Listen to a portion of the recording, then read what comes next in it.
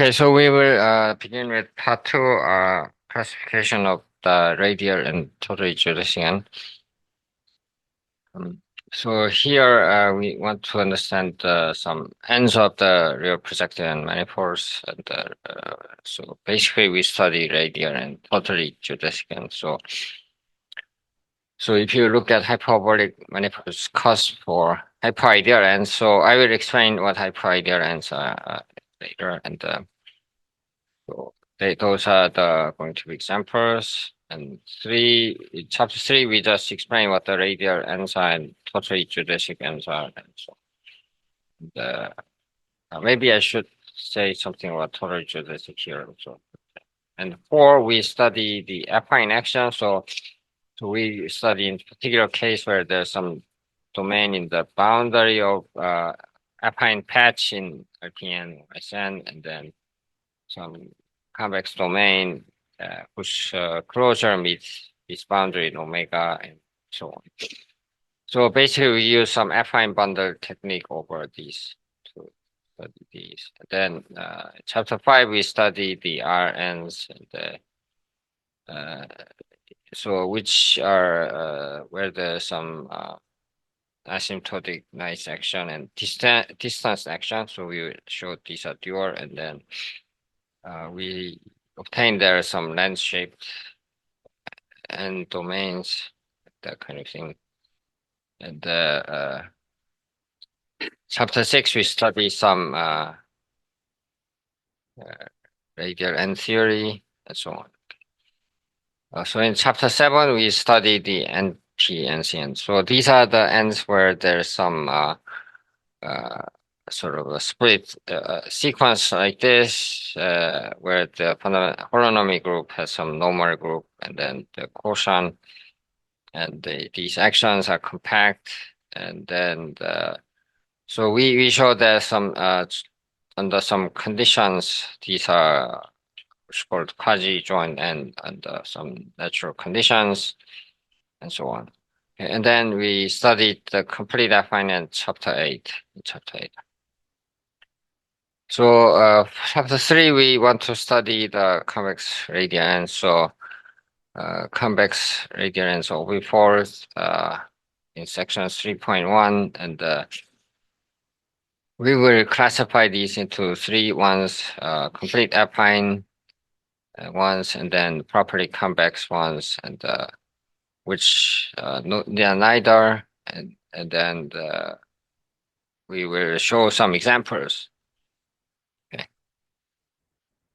So first of all, what the end structure? So and we first of all study the what's mean by these ends. So we will basically study some strongly tamed real projective manifold with universal cover and covering map, and compact smooth orbifold whose interior is always called the compactification of O.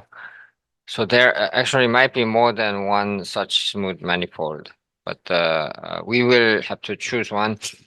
So any O, we will actually think of O bar associated with it.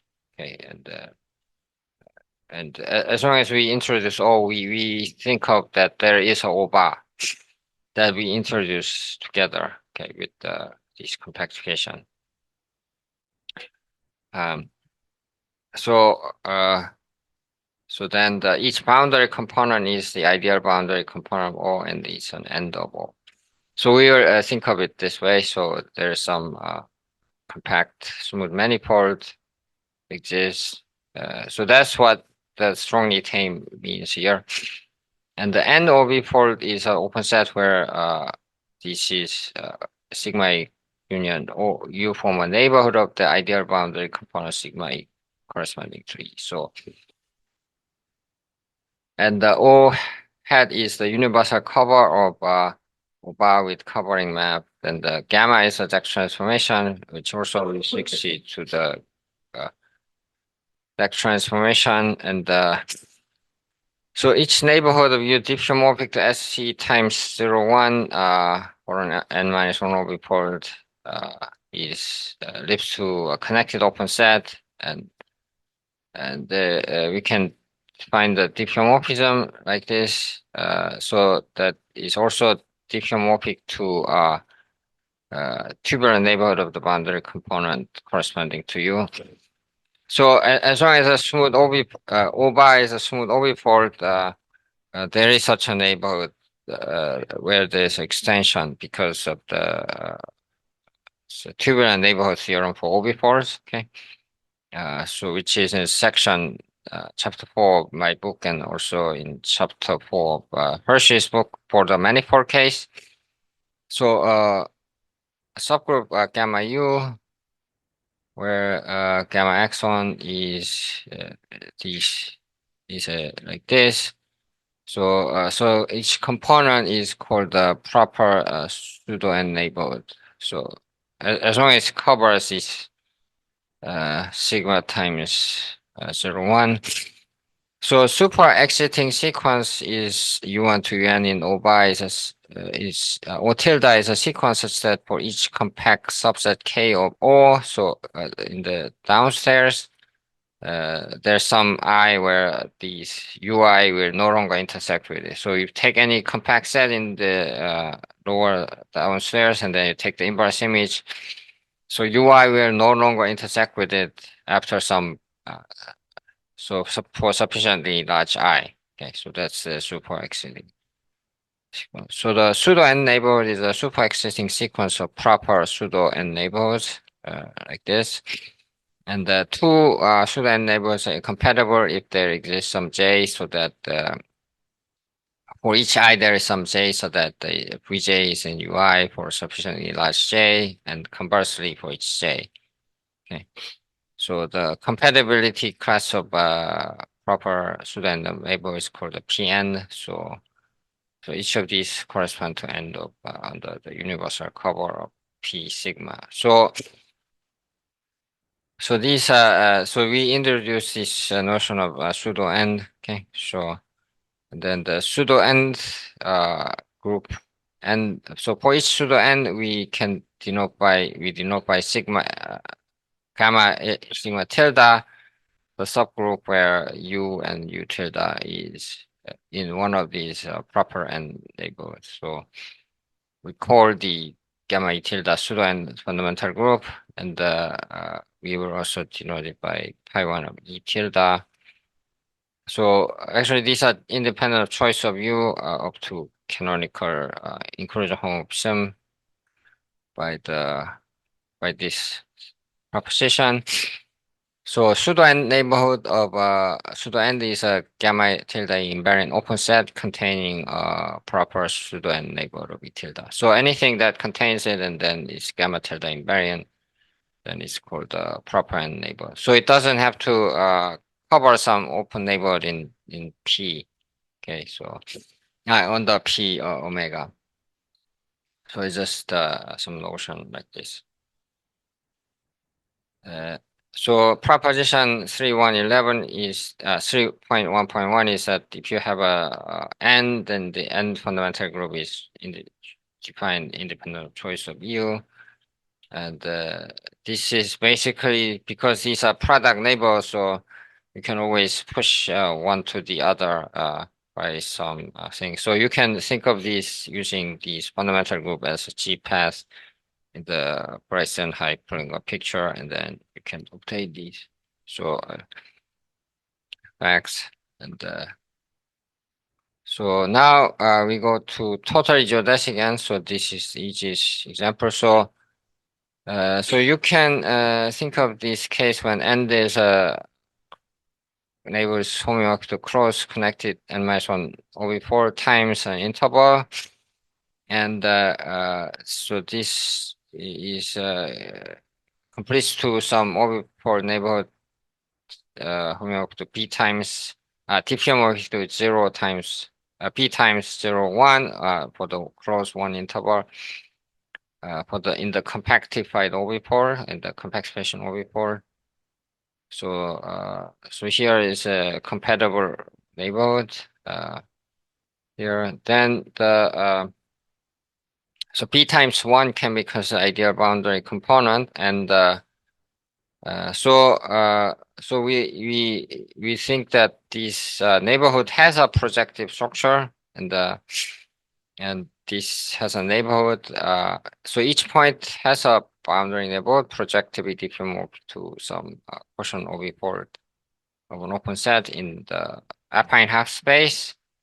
Okay, P, so that B and boundary P is not empty by a projective action of finite group, and so we assume that these charts, there's some always this neighborhood extension of this chart exists for each bound point of the boundary, and then these are of course compatible with each other.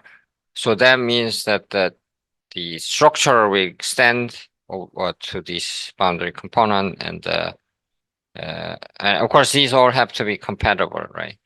And they extend to universal cover. So also the developing map extends. Okay, so I should explain. I should that these are all compatible. So that seems to be missing here.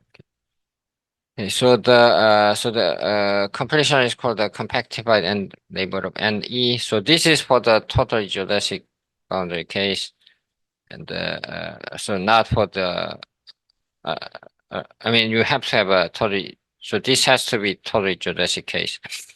And the boundary component is ideal boundary component. And so this may not be uniquely determined. There might be there are actually two projective non-equivalent way to add boundary component to some elementary annulus. Okay, so this is actually my example. So, but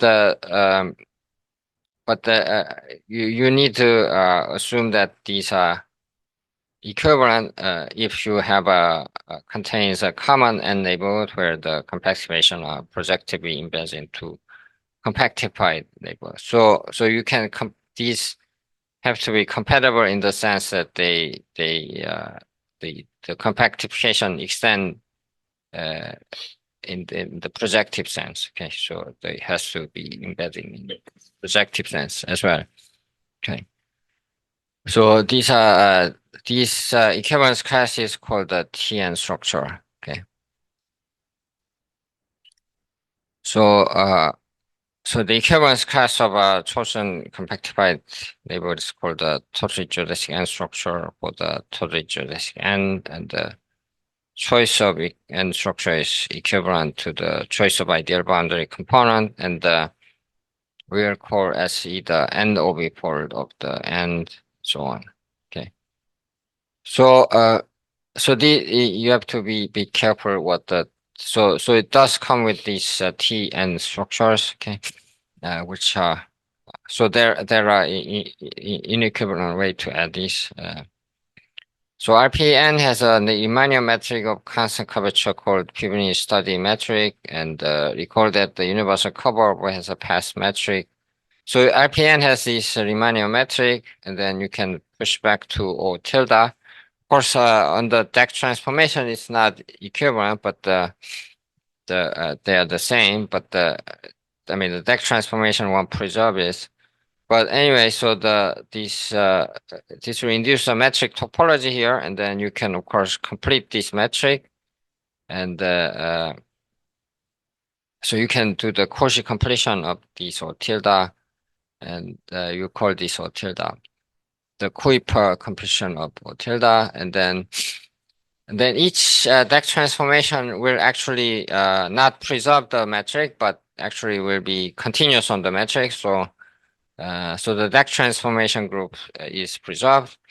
So I did explain that here, but I should say that these things about the deck transformation group that they will still exist on this completion.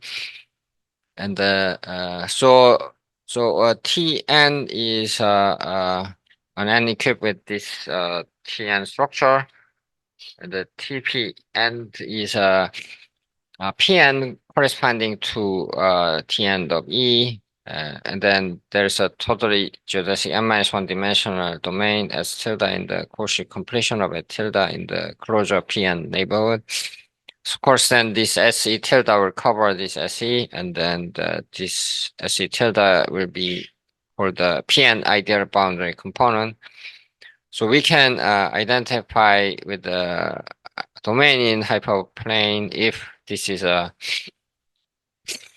fixed. Uh, so when this is an embedding, sorry, so we can identify. So fixed embedding, so not just fixed map, but embedding.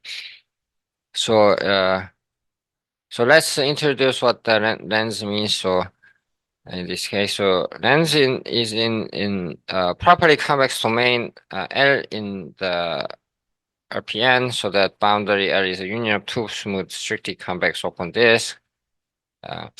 I should say this is hyper surfaces, not just disk. Okay, this is for the 3D only. So a properly convex domain L is a general lens if boundary of U is a union of two open disks, which one of which is strictly convex and smooth, and other is allowed to be just a topological disk. And so lens orbifold is a compact portion of orbifold of a lens by a properly discontinuous action of projective group. So acting on each boundary component, and the domain of an orbifold is projectively diffeomorphic to lens, or lens domain is called lens. Okay, so okay, so for the lens condition for the TNs is that the ideal boundary is identified as a totally geodesic submanifold in the interior of lens orbifold in an ambient real projective containing O tilde, where P is a neighbor, F is a map from a neighborhood of ideal boundary to of a one-sided neighborhood in the lens orbifold of the image. Okay, sorry. So it means that so you have a totally geodesic suborbifold in the completion, and so in the some lens orbifold, and so O tilde is contained in some other open orbifold, and the lens orbifold is in it, and the F from is so F. So there is some embedding. I mean, the projective diffeomorphism from neighborhood of ideal boundary in O tilde to the one-sided neighborhood in the lens orbifold. Okay, so I should revise this, get this so clear. Okay, but so that's what I mean here.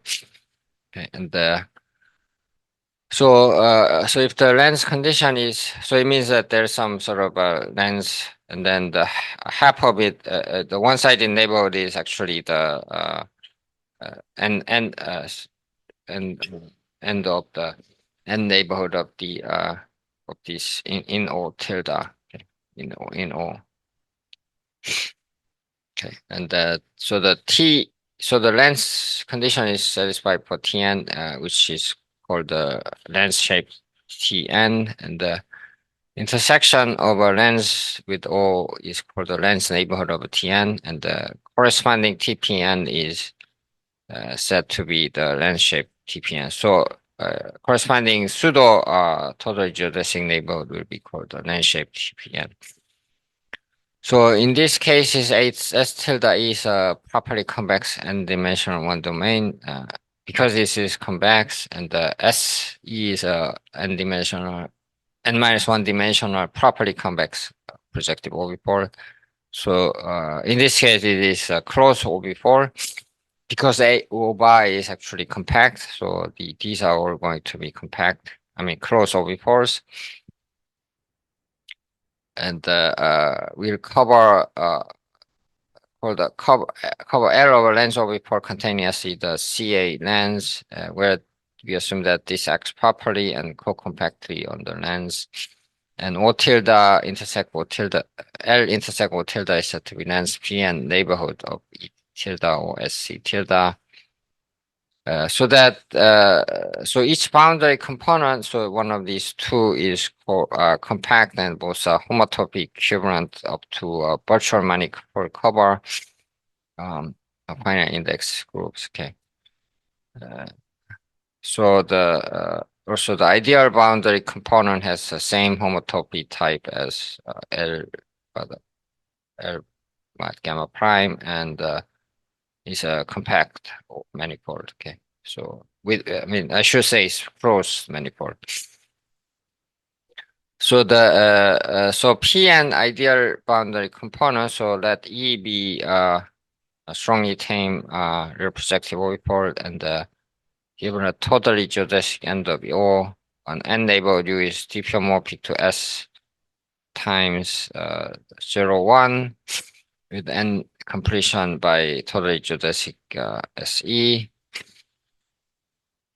Um,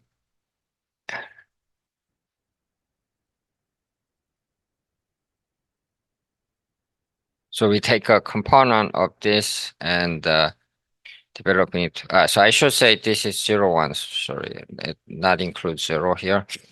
Developing on the depth and so then this gamma E acts on S tilde E, and this is the going to be the NO report to be denoted by SE or S tilde E.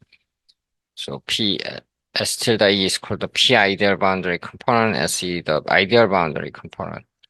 Okay. So you can use E or E tilde if you want to emphasize the pseudo end, then use S E tilde here. So we may regard this as a domain in a hyperspace. So if the developing map is embedding, okay, so um uh well right in the I can't in the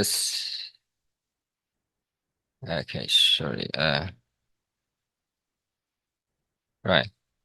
Okay, so this is for the so the domain case is when there is a lens or the development map is embedding or extended here, but otherwise it's not.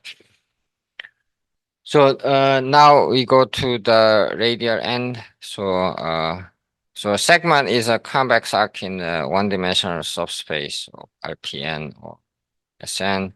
So we will denote by cross segment by XY bar if X and Y are endpoints, and it's uniquely determined by X and Y if X and Y are not antipodal.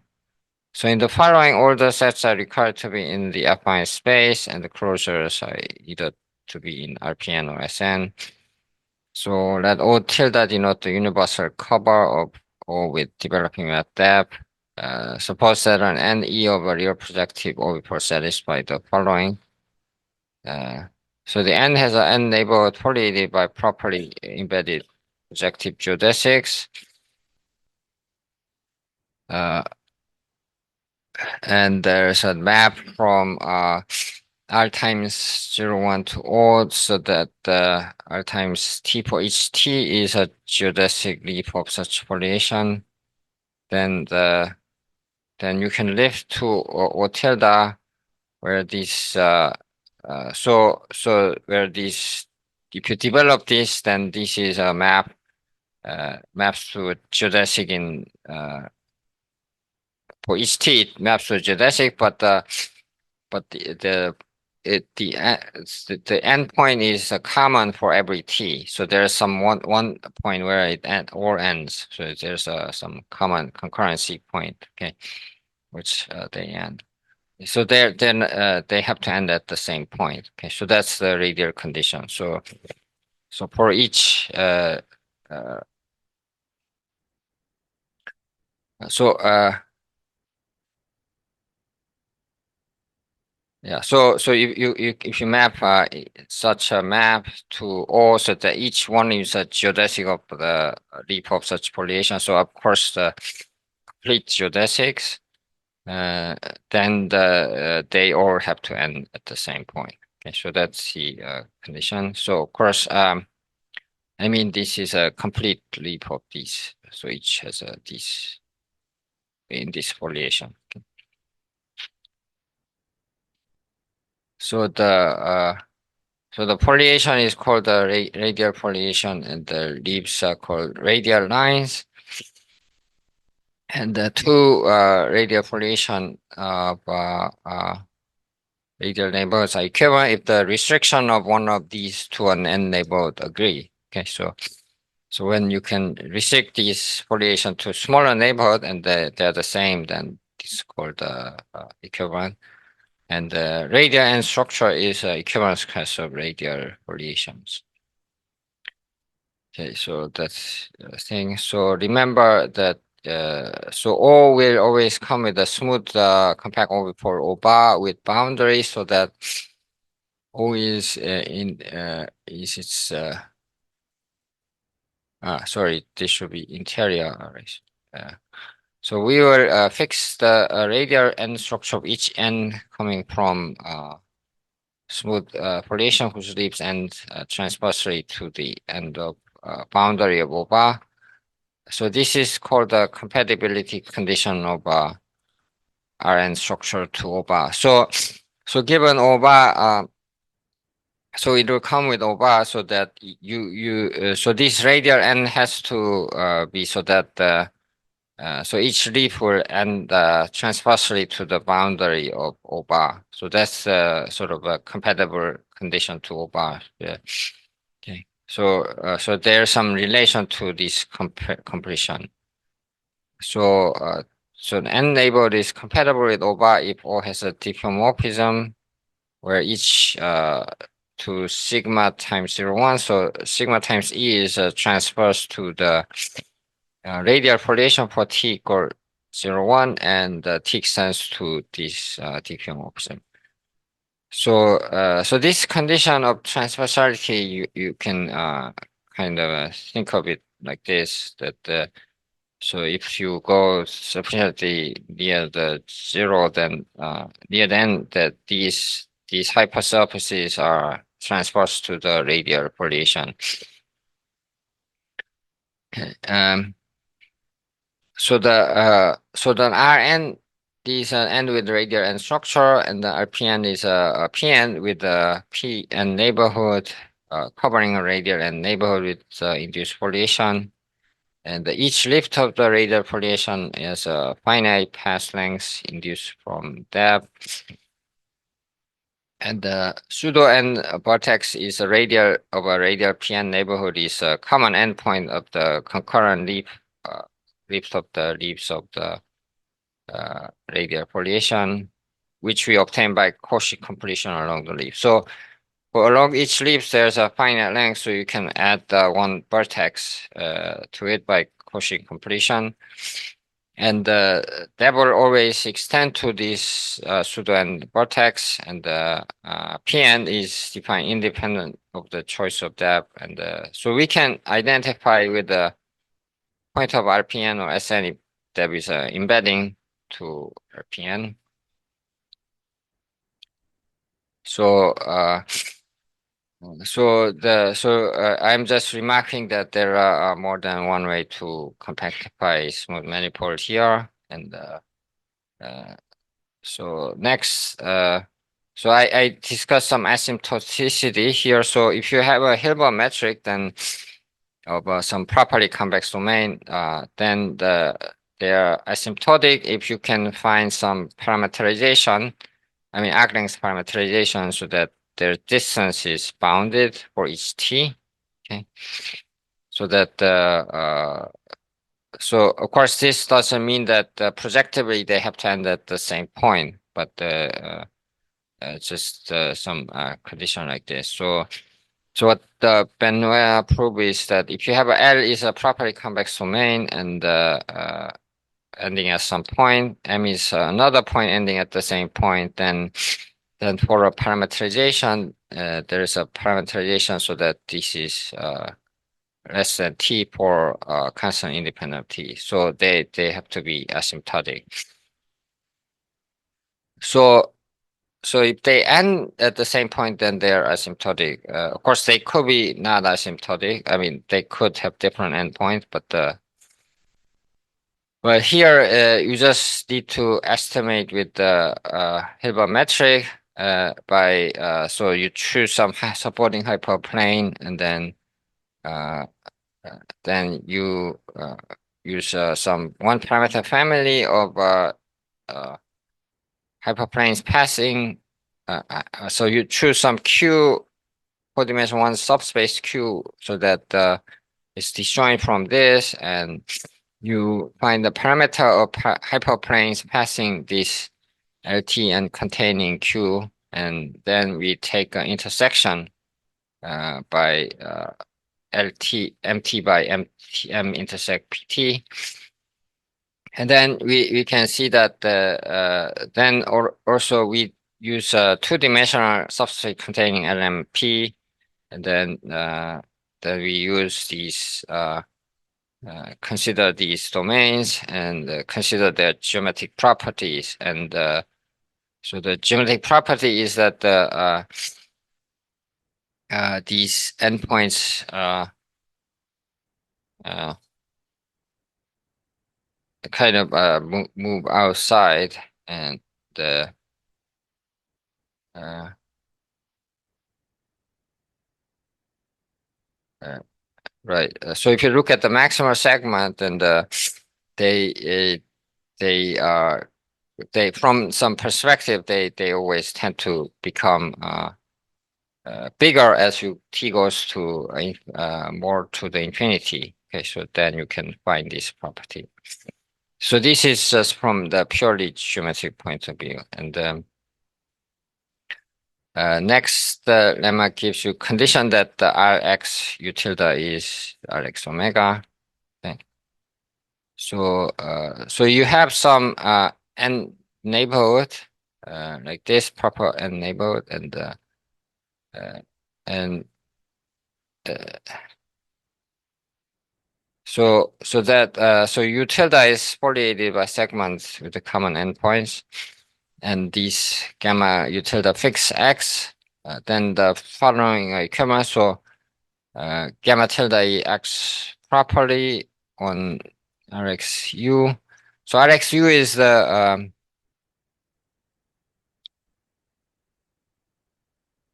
uh, right. Suddenly I didn't explain what Rxu. Rxu is so you have for each point there is a linking sphere where you project these uh, uh, uh, so project these rays. So if you have any rays, then there's a set of directions of these rays in the linking sphere. So that so for each point there's a sphere of directions, and then you consider the directions that are realized by any of these segments from X. So so gamma tilde Ux properly on this set of directions, I mean the space of directions depend on if the radial rays and that X maps to properly embedded arcs. So every rays and goes to properly embedded arc in U covering, and so if the above item holds, then the Rx omega is actually U tilde, and X is a RPN and vertex of U tilde. So this means that if you have this radial flow where each radial foliation where each leaf is proper, then this will define a radial and Rn structure. Okay, so that's this is saying here. Okay, so right, so it is sufficient to propose Sn, and so forward direction is clear. So if you does not embed properly, then there is some sequence with the GIL direction accumulates to some point, and then of course the properness of this action is contradicts this. And conversely, if this is proper, then there is some sequence such that GIP is converging to some direction. So these directions converge, then uh, uh, then we can choose Right. So in some in set of directions, if there's some convergence like this, uh, then so if the action is not proper, which means that this action is not proper, then uh, I mean this is a condition for not being proper. Then we can find the compact set so that direction has endpoints in this, and then of course so you can then choose points on Li so that this Gi Qi will converge to some I think in the omega. So that means that these are not properly embedded. Okay, so that these leaves are. Okay. Um, so that's what I done here. Okay, so so this gives you some characterization of RN structure in terms of this properness, okay, of the leaves. So let omega be properly convex domain so that omega O mod omega mod gamma for a discrete group uh, is like that, and so the space of radial lines in R and leads to a space of lines acting ending at a point of BBO, and this acts properly on this since we have only radial ends, and the quotient is n minus one orbifold. So this is associated with Rn is defined as a space of radial lines in O, and then this is you can identify with Rx omega gamma, and so the compatibility condition means that sigma is diffeomorphic to this component corresponding to E. So the space of radial lines as a local RPN minus one structure. Uh, so RPN minus one projective structure, right? Okay, and uh, so that kind of thing, and so there some definition about horosphere. So if you have some submanifold AN, it's called a pre-horosphere. So if it's strictly convex and the boundary is diffeomorphic to Rn minus one, and this point, so boundary minus the this boundary, this manifold boundary is single point. The boundary set to be then is called the pre-horosphere. And if you have a domain L is a length, if L is a convex domain and the boundary is a disjoint union of two smoothly strictly convex embedded n minus one cells, sigma plus and partial plus L and partial minus L. And cone is bounded domain in affine patch with a point in the boundary called n vertex, so that each every other point in has a open segment. Bx0 in D. Okay, so there's some distinguished vertex, which is going to be cone vertex, and so that the Bx0 is in D. Okay. So that's a cone, and the trivial one-dimensional cone is of course hyperline, something projectivity diffeomorphic to this, and the cone is a join of B star A for subset A if D is a union of segments starting from B and ending at A. Okay, so you can think of this as a join. Yeah. If this is D is some embedded subset, and so cone over a lens-shaped domain L. So this means that P is not on L, and the closure is a lens cone if you can. So P star L is actually just P star plus L for one boundary component, and of course you can switch this plus and minus here, but so one outside will be called the sigma plus L, and the endpoints. So each point from P to partial N meets the boundary component at the unique point. So if you have these two conditions, then this could be called the lens.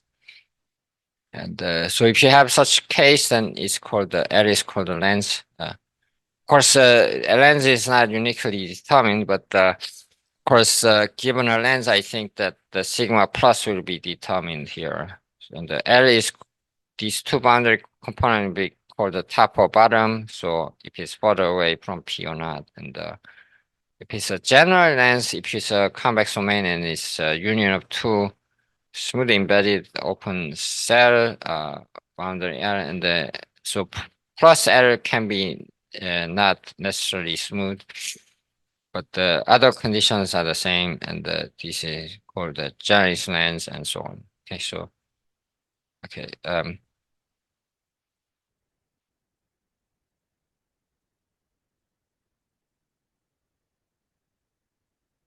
and then totally geodesic submanifold is some convex domain and subspace, and then cone over totally geodesic is a universe segments from one endpoint to the other endpoint. So you can denote it by like this.